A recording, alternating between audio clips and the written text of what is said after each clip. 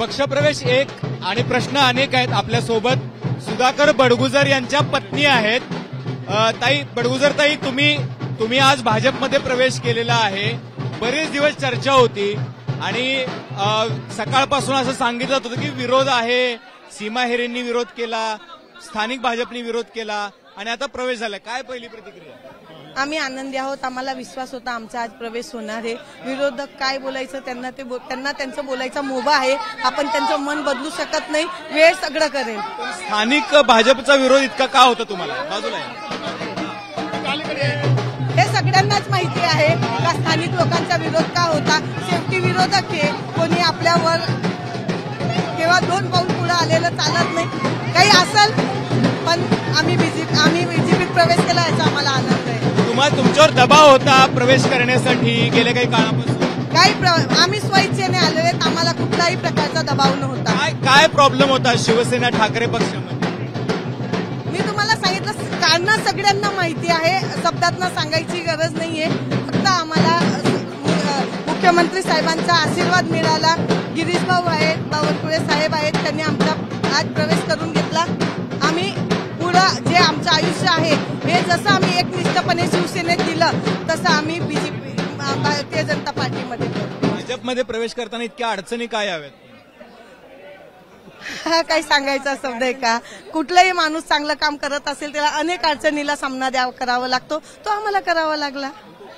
पण ठाकरेंच्या पक्षातून तुम्ही जाऊ नये म्हणून खूप प्रयत्न झाले, तुम्हाला थांबवण्याचा प्रयत्न झाला, संजय राऊतांनी पण प्रयत्न केले, तरी सुद्धा तुम्ही शेवटी भाजपमध्ये प्रवेश केला. अशी काय कारणं होती की ज्याच्यामुळे तुम्हाला असं वाटलं की आता तिथं काही भवितव्य नाहीये त्या पक्षात? नाही दादा, तसं नाही झालेलं. आम्ही पक्ष नाही सोडलेला. आम्हाला पक्षाने म्हणजे थांबवलं बुवा, आता इथपर्यंत थांबा, हकालपट्टी केली म्हणून आम्हाला बीजेपी केल्याचं कारण असं होतं की ज्यावेळेला शिवसेनेचे नेते तिथे होते त्यावेळेला बडगुजर साहेब भेटायला गेले सीएमना, त्यामुळे त्यांना असं वाटलं की पक्षविरोधी कारवाया चालू. हो, असं वाटलं असेल. आणि आता ते कर्मचारीचे अध्यक्ष असल्यामुळे निवेदन द्यायला जाणं हे आमचं प्रथम कर्तव्य आहे. लोकांचं भलं करणं ह्याचाच जर पक्ष आपल्या विरोधात जात असेल तर मग त्याला आपण काही बोलू शकत. तुम्ही भेटणार आहात सीमा हिरेंना वगैरे जाऊन? आता तुमचे सगळे सहकारी झाले ना सगळे आता भाजपचे नवीन? नक्कीच जाऊन, नक्कीच जाऊ.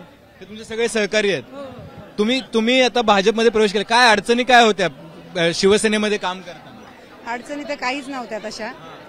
आणि आम्हाला वाटलं की जनतेची सेवा करण्यासाठी उत्तम प्लॅटफॉर्म आहे म्हणून आम्ही इथपर्यंत आलो आहोत. शिवसेनेचा प्लॅटफॉर्म आता कमी पडतो? नाही, तसं काही नाहीये.